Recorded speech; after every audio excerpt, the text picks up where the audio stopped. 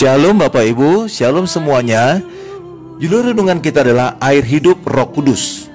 Firman Allah, maka inilah perjanjian yang kuadakan dengan kaum Israel sesudah waktu itu. Demikianlah firman Tuhan. Aku akan menaruh hukumku dalam akal budi mereka dan menuliskannya dalam hati mereka.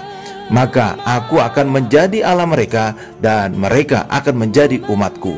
Ibrani 8 ayat 10. Dan itu terjadi pada saat perjanjian baru. Yesus berfirman, barang siapa percaya kepadaku, seperti yang dikatakan oleh kitab suci, dari dalam hatinya akan mengalir aliran-aliran atau sungai-sungai, versi New King James Version, air hidup. Yang dimaksudnya ialah roh yang akan diterima oleh mereka yang percaya kepadanya. Sebab roh itu belum datang karena Yesus belum dimuliakan. Yohanes 7 ayat 38 sampai dengan 39. Jadi dari hati kita bukan lagi sumber kejahatan, tapi mengalir air hidup Roh Kudus. Pada Alkitab New King James Version bukan hanya aliran-aliran, tetapi disebut sungai-sungai.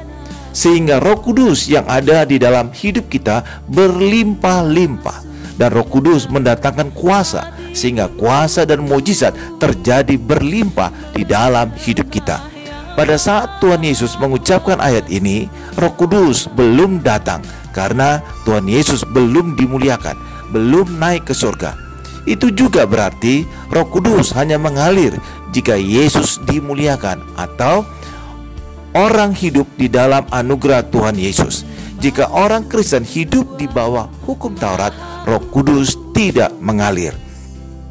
Itulah sebabnya orang Kristen yang di dalam Yesus, yang percaya Yesus, dengarkan suara hatimu. Sebab Allah berbicara kepada kita melalui Roh Kudus yang ada di hati kita.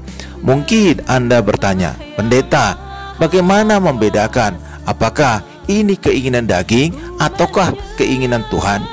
Anda pasti tahu membedakan ini keinginan Allah atau tidak, karena di hati kita sudah ada hukum Taurat yang langsung menyensor.